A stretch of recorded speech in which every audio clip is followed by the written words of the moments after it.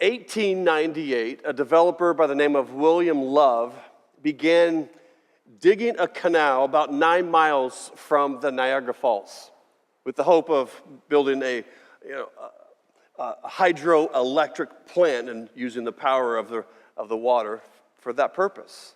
A couple years into this project, the economy tanked and the project was abandoned altogether. The local city there took over that piece of property and decided to turn it into a dump, like a mile-long dump. Not just any dump, it was a chemical dump. And over many years, 21,000 tons of chemical waste was placed in that ditch. And over time, the dump just kept accumulating chemical waste. But in 1953, the city closed the dump, sealed it with clay, and then backfilled it with dirt. And it sat.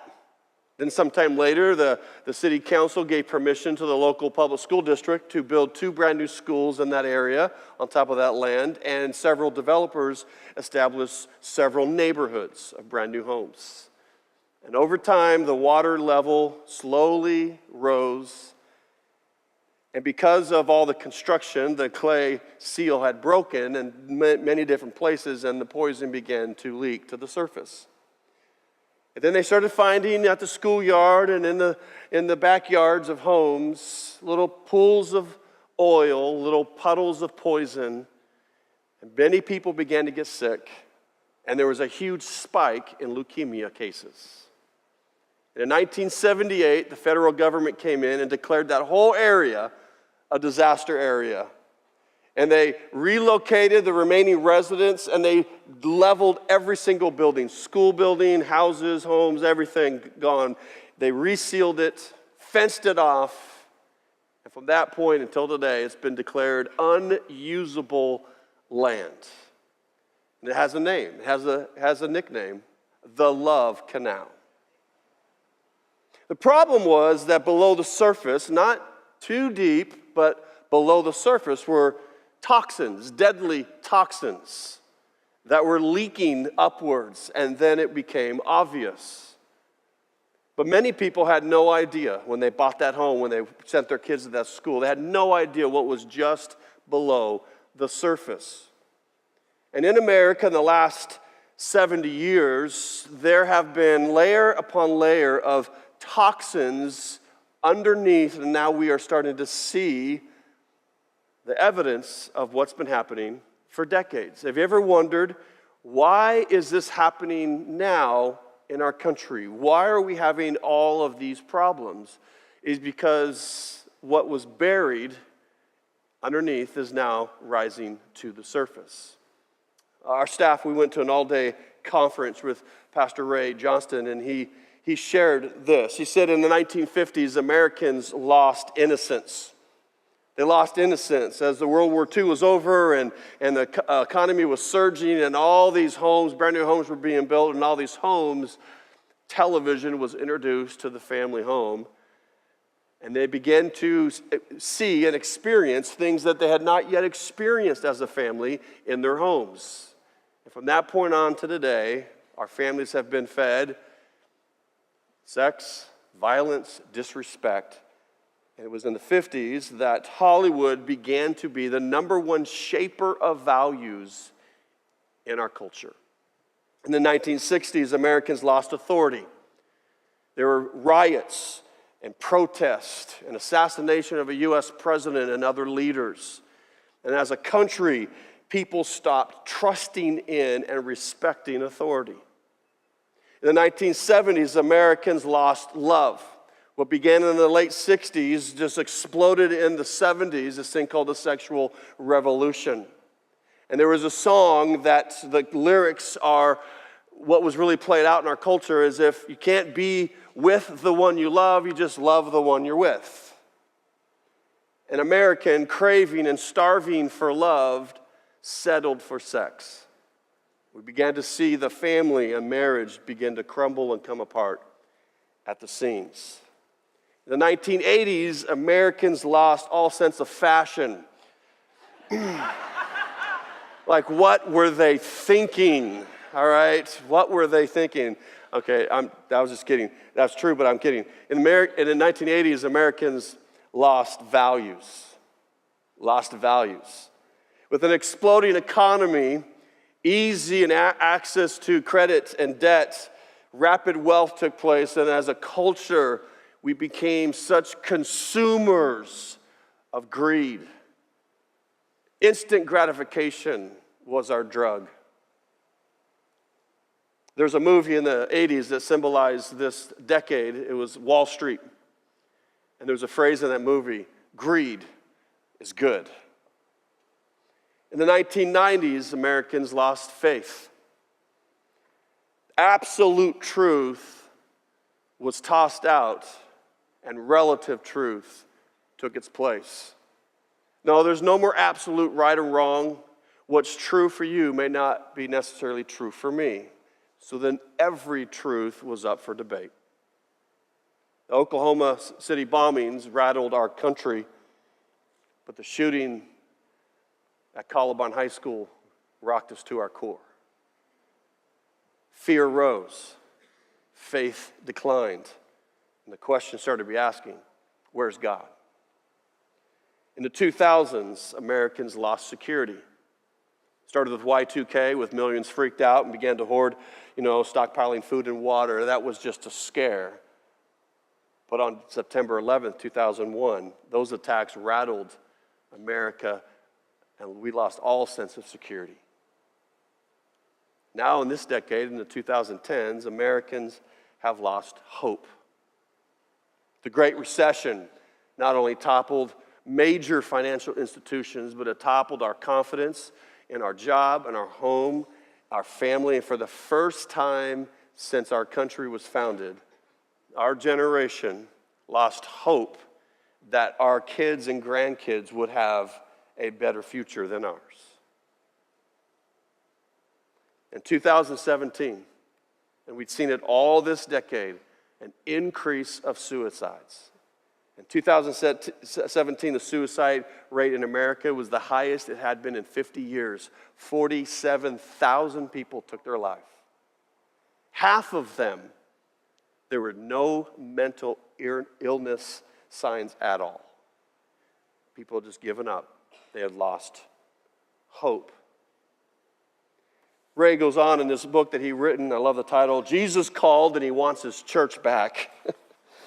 He says this, Americans are starving for these 7 things and have no clue where to find them. He says this next decade could be the greatest impact. We could see the greatest impact for the Christian faith in centuries. Why?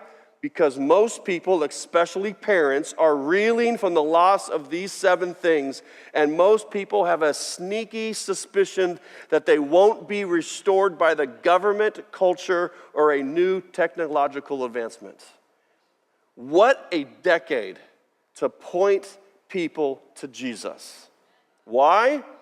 Where do you find innocence? In the forgiveness of God? Where do you find authority? In the character of God? Where do you find love? In the unlimited love of God? Where do you find lasting values you can build your life on? In the Word of God. Where do you find faith? In the promises of God. Where do you find security? In the faithfulness of God. Where do you find hope? All the above. We could be on the front edge of the greatest decade for people turning to Jesus. With that in mind, I have this question. Are churches and Christians, are they ready to respond? Are they prepared to respond? In many ways, the answer is no. But I have hope that we can. Here's a central point if you're taking notes this morning. It's this. Churches, gatherings like ours, and Christians, individuals, Christians, must earn the right to be heard in order to share the hope people desperately need. You and I, in churches like ours, we need to earn the right to be heard so that we can share the hope people desperately need. But we have to have a strategy to earn the right, because as Christians and as churches, we have lost the right to be heard. We have forfeited the right to be heard. We've got to earn it back.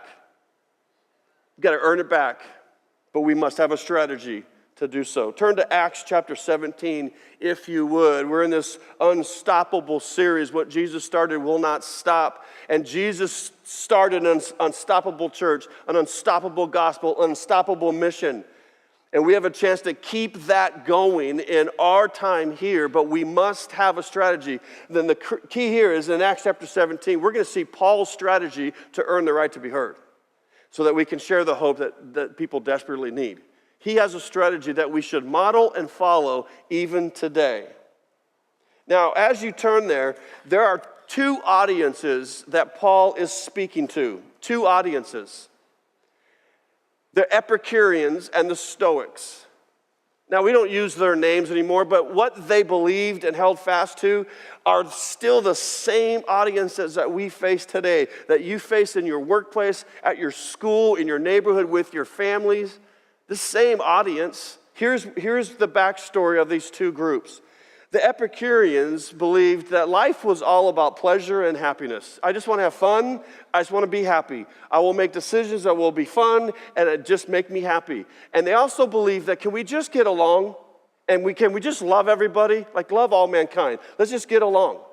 But down to the core, they believed this about God. If there is a God, they doubted that, but if there was a God, that God is uninvolved and irrelevant in my life. I'm not sure there is a God or gods, but if there were, that God is, uninvolved and irrelevant in my life. And you know what? I just want to have fun. I just want to party. I don't want to think about hard things, bad things, scary things. But if there is a God, he's not involved in my life and he's irrelevant. The Stoics believed in many gods, that there are lots of gods out there. But it's really interesting that at the heart of the Stoics, they believed that there was some purpose that was driving history.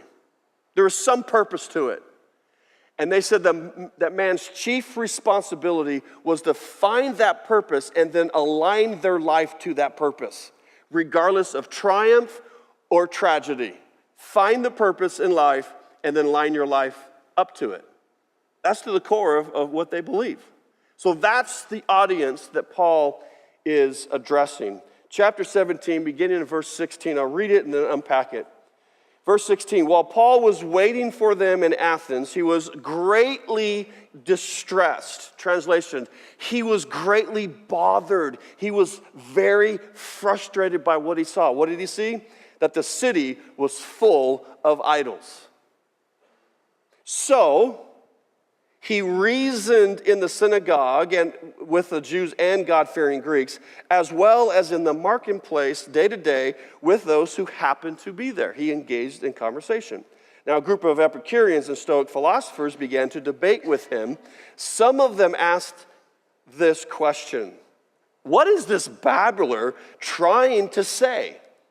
Others remarked, he seems to be advocating foreign gods. They said this because Paul was preaching the good news of Jesus and the resurrection. Then they took him and brought him to a meeting of the Areopagus. That was the place where they gathered and debated. He took him there, where they said to him, may we know what this new teaching is that you are presenting? Could you tell us more about it? Because you're bringing some strange ideas to our ears, and we would like to know what they mean. It says all the Athenians and the foreigners who lived there spent their time doing nothing but talking about and listening to the latest ideas. So, hey, we want to know more. Paul then stood up in the meeting of the Areopagus and said this: people of Athens, I see that in every way you are very religious. For as I walked around and looked carefully at your objects of worship, I found an altar with this inscription: to an unknown God. I mean, they were just covering all their bases. They got all these idols and gods. We're going to cover all of our bases just in case we missed one. To an unknown God. Paul said this, so you are ignorant of the very thing you worship. Now, that's not a put down. That's not saying you're stupid. Ignorance doesn't mean that. It means you are unaware. You are not informed. You lack knowledge in the very thing that you're worshiping. Goes on, and this is what I'm going to proclaim to you. So this is what he said. The God who made the world and everything in it is the Lord of heaven and earth, and does not live in temples built by human hands. And he is not served by human hands as if he needed anything. Rather, he himself gives everyone life and breath and everything else. From one man he made all the nations that they should inhabit the whole earth. And he, God, marked out their appointed times in history and boundaries of their lands. God did this so that they would seek him and perhaps reach out for him and find him, though he is not far from any one of us. He's right here. And then he quotes a passage that was very familiar to them in their culture. For in him we live and move and have our being. And then he says something else familiar. He says, as some of your own prophets have said, we are his offspring. Now, therefore, since we are God's offspring, we are all God's children, we should not think that the divine being is like gold or silver or stone, an image made by human design and skill. In the past, God overlooked such ignorance, but now he commands all people everywhere to repent. For he has set a day when he will judge the world, but with justice by the man he has appointed. He has given proof of this to everyone by raising him from the dead. He's talking about Jesus. And when they heard about the resurrection of the dead, some of them sneered, whatever, blew them off, not interested. Some of them sneered, laughed. But others said, we want to hear you again on this subject. We would like to hear more. We would like to hear from you again about this. And at that, Paul left the council. And some people became followers of Paul and believed. Now, there are several things we can learn about Paul. We can learn about his strategy so that he could earn the right to be heard, so that he could share the hope that they desperately needed. All right, from this passage, here's two things we can learn about this strategy. Number one, do not attack, but reason with grace. Paul did not attack them, but look at verse 16. He was greatly distressed by what he saw. Like he was appalled that there's so many gods. But he did not react out of anger. He did not act and speak out of frustration. And he didn't attack them by saying, you bunch of heathens, you pagans, you are so stupid that you build these idols made by human hands. Where's the power in that? They're not gods. He did not attack them. But he reasoned with grace. And if you listen carefully, if you read carefully, he did talk about repentance. He did talk about there is a coming judgment, but it came across very gracious, very kind, and not attacking. Because when you try to attack your coworker for their lifestyle, you just lost the right to be heard even more. When you attack them by their belief or lack of belief, it does not help us at all. And the reason why so many churches and so many Christians have lost the right to be heard is because we've attacked, we've judged, we played God. And it doesn't work. So even with all this distress in his heart, his frustration, he was appalled. Oh my goodness, look at all these gods. He said, people of Athens, I've noticed that you're very religious. And I'm sure the audience was like, why, yes, we are. And then he said, now let me tell you what you don't know about this unknown God. Let me tell you about him. This is a much better strategy than taking the Bible and start whacking people at work. You're going to hell. You know, Doesn't mean you don't talk about that subject if it comes up. But reason with grace. Do not attack. The second example that we should model in this strategy is this. Leverage what is familiar to them. Paul leveraged what was familiar to them. That's, okay, let me listen to you. You're speaking in ways that I can understand. You're talking about things that I'm familiar with. So if you're an Epicurean back then and you believe that, okay, if there's a God, which I don't think there is, if there's a God, he's not involved at all in my life and he's irrelevant. He doesn't matter. It's inconsequential. Well, in verse 25, he says, by the way, this God has given everyone breath.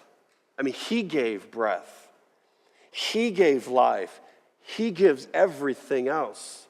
Goes on to say that God marked out your time in history and even the boundaries. So God knows who you are because he made you. He knows who you are, where you live, and the time in which you live. That's pretty personal. And this God did this so that you would seek him and that you would find him. And he's not far from you. That's a very involved, very relevant God. But his approach was, that sounds familiar. There's a need that I have, and you're answering that need in a peaceful way, graceful way. If you were stoic and you're all about this, we got to find purpose in life. We got to find purpose in life and line ourselves up with it. And then things will make sense. Well, when they heard him quote a phrase that their culture understood, in him we live and move and have our being. That's answering the question that in a relationship with this God, you will find purpose and everything will then make sense. Everything about you, you will find purpose. So this strategy is earning the right to be heard by not going on the attack, but speaking gracefully, and then using and leveraging what was familiar to them, even as your own prophets say, that we are God's offspring. Very, very strategic. Now, in our culture today, we could go off, and churches and Christians have, especially on Facebook recently. If you don't think like I do, believe like I do, man, I'm going to put you in your place. How effective is that? Not effective at all. And churches can rant and rave and, we're losing people and they're not going to church anymore. Well, then let's figure out why. Let's have a strategy. But as I look around, I believe that America is very religious today. Yeah, but isn't church attendance going down? Absolutely it is in many churches. But being religious doesn't mean what you think it means. Our culture worships money, worships sexual gratification, worships popularity, worships the entertainment business and the entertainers themselves. Our culture worships sports and those who play, worships popularity. Like, I got to have my 5 minutes of fame. In fact, if I post this, I'll get lots of likes. We are living in a very religious culture, and we have several things that have surfaced, maybe by the lack of those 7 things we talked about, is that, if there's a God, I don't even think there is a God anymore, but if there's a God, he's uninvolved in my life and he's irrelevant. And another thought, life is meaningless. Nothing makes sense. What is my purpose for being here? That's why we are in a great position to share the hope that people desperately need. But we must earn the right to be heard. And Paul's strategy works. He tells a little bit more about this strategy in 1 Corinthians chapter 9. Paul says this. He says, to the Jews, I became like a Jew to win the Jews. That's his aim. I want to win the Jews. But, when I'm around Jewish people, guess what he's going to talk about? Moses, Abraham, the law. because that's what's familiar to them. And then he says this, to those not having the law, they're not Jewish, they don't have Mosaic law. He goes, for those who don't have the law, I became like one not having the law. Now he clarifies this so people don't go to extremes. He goes, though I am not free from God's law. All right, God's moral law, I got to obey God's moral law, but I am under Christ's law. What is Christ's law? What did Jesus say? Love the Lord your God with all your heart, soul, and mind, and then love your neighbor as yourself. But for those who, they didn't grow up with this, then I respond to them like this. Why? As to win those who don't have the law. He has a purpose, but it has a strategy. He goes on and says this, to the weak, I became weak. To win the weak. I have become all things to all people so that by all possible means I might save some. That's his passion. That's the core of everything Paul did. He goes, I do all of this for the sake of the gospel, that I might share in its blessings. Now, when people hear this, I will be all things to all people by all possible means. There's many people like, oh, that's a compromiser right there. You got to compromise. No. Paul was not promoting a compromising, situational ethic. If he was, he would have said, well, to the drunk, I became a drunk. To the adulterer, I became an adulterer. Did he talk about? No. He had a strategy. If I am going to not attack them, but bring up things that they understand, that they're familiar with the purpose that I want to win some with the gospel of Jesus. His philosophy, his strategy to earn the right to be heard is simply this: whatever it takes, without sinning, to reach people for Jesus. And this should be ours as well as a church and as individuals, whatever it takes, without sinning, to win people for Jesus. If we do this, we have this mindset, if someone that you work with, that I want them to understand who Jesus is, I want them to have salvation, and I've got to earn the right. I got to earn the right to have the opportunity, if God would open it, to share the hope that they desperately need. We got work to do.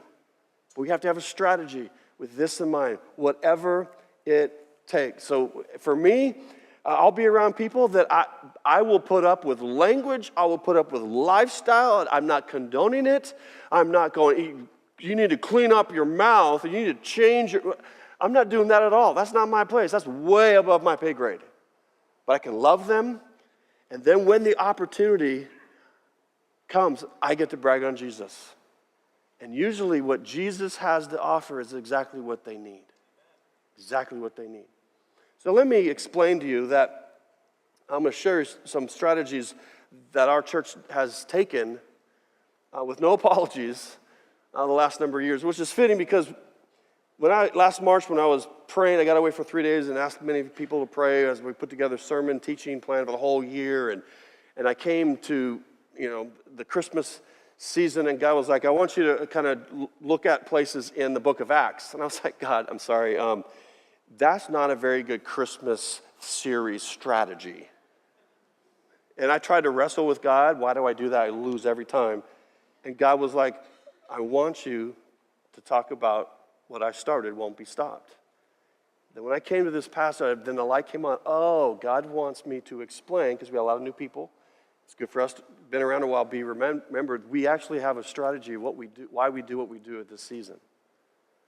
Because during this season the Christmas season is now the most opportune time for outreach and sharing Jesus. Greater than Easter now.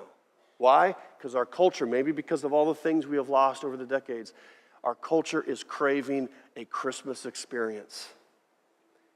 With their families, by themselves, they want a Christmas experience. So let me tell you our strategy. Why do we have a Christmas tree lighting? Because we dig lights? No. Right? Let me tell you, we got over 2,000 people that come through this place that Sunday night a couple weeks ago. And people like lights. Why? Because they're familiar with this. All right? Really, should a church be having pictures with Santa in the church building? Whatever it takes. We're not without sin. Why? Because Santa's familiar. Now, we're going to have a spiritual discussion on the consequences of Santa and all. No, that's for another time, maybe not never, all right? Reindeer, food truck, woo! Why do we do this? So that we can put in the hand of everybody that came a personal invite to Christmas Eve services. We have a strategy. It starts there. Why do we have Christmas dessert theater? And why would a church put on those type of plays? Because we have a strategy. If we wanted to reach more church people, we probably should put on church plays for Christmas. But if we want to reach people who don't know Jesus, we want to have a family, fun, familiar experience. Like, oh, I've heard about that. My parents like that show. I love that show. I think I'll come. And my expectations of a church production is, oh, it's going to be okay here. And then they come here and like an orchestra and the sets and the acting and the singing and dancing, their mind is blown. Whoa! We just earn the right to be heard. And we place in the hands of everybody who comes. Almost 2,600 in their hands a personal invite for Christmas Eve services and earn the right to be heard. And every year we have people come into a Sunday, the weekends of Christmas, for a church service. But there's more to that. Why do we changed a strategy 3 years ago. Why do we do what we do for Christmas Eve? Why do we come in and there's songs I grew up hearing on the radio? I don't know if that's the Christian thing to do. We should just sing carols. That's not our strategy. Without sinning, we can play Michael Bublé. Okay? And chestnuts roasting on open fire. There's no theological challenge with that.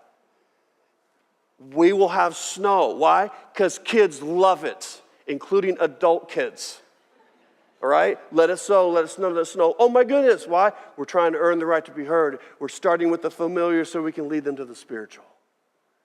This year we're going to have all these different things around this entire building, and everything is drawing people to, that's familiar. I do that at Christmas. I love that at Christmas. I love that. Can we just, with all the craziness, let's go back to the first Christmas?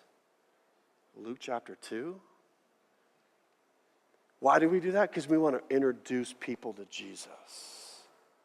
And then after they visit, we got a whole strategy plan that we've been working on for months, is to then invite every single visitor back to our series in January. We're going to talk about who Jesus is, and Jesus is the answer to all your needs from book of Colossians. That's why we do what we do and trying to earn the right to be heard so that we can share the hope they desperately need. But we need your help. Let me explain the times. There's a reason why. Here's the times. 7 p.m., and then Christmas Eve 2, in the later afternoon. Wait a second. On Sunday, there's no morning service. Can churches do that? We want everybody to have a great experience. If my friends come that I'm inviting, like tons of people that don't go to church, do you think they will choose to come at 8:45 or 10:15? Probably not. So we chose it for everybody, including us, to have a great experience at these times. At these times. Why? Because it's strategic for the purpose to introduce them to Jesus starting with what's familiar. What's familiar. So we need your help. The reason why also we're not having 2 on Sunday morning, because last year our Sunday morning services were packed with GracePoint people, which it was fun. There's energy, there's life. But what I felt was the other services, we had very few GracePoint people, and the friendliness factor went down, the engagement, the singing went down. What I need, actually, for all of us to choose a service other than morning, that's why we're not having it, so that we can have GracePoint believers in every single one of these services to help us be friendly, help us engage, laugh when it's actually funny, or even not. if you want. Engage in singing, but what I need, please help me. Every one of these services, a ton of GracePoint people there with their friends and family, praying for hearts to be open as we introduce them or reintroduce them to Jesus. Because we'll do whatever it takes, without sinning, to reach people that need Jesus. Here's practical ways you can help. Number one, you got to reserve your spot. Got to go to christmasforkidsup.com. They're free reservations, okay? But we need to know how many in each service because that really helps us prepare. How many guest services do we need at this service? Oh, we don't need as many as much. Oh, we need more over here with children's ministry. Oh, we need more. No, we don't need as much. So that we are prepared. Actually, you will help our stress level so we can know how many are coming to prepare. We need you to reserve. We need you to invite. There's cards at the doors. Take them, pass them around, send them to the site, have them reserve. But I need you to pray. I need you to pray because this strategy must be bathed in prayer, that all of us will do whatever it takes to win some to Jesus. Next week, even on Sunday, we're going to have some photo booths out there. Dress up as a family in Christmas. Take your family Christmas picture. We'll provide selfies and places that you can post them on social media. You'll be part of our advertising campaign. We're all in this together. Would you pray with me? God, thank you so much for Paul and his strategy, his passion to reach people for Jesus. He didn't attack his audience. He reasoned with them with grace. And he used what was familiar to earn the right to be heard so that he could share the hope that they desperately needed. Lord, help us to do the same. We give this whole Christmas season to you, God. We will do our part when you do what only you can do in the hearts of our neighbors, friends, family, and coworkers. We give you all the praise, Jesus. In your name we say, amen.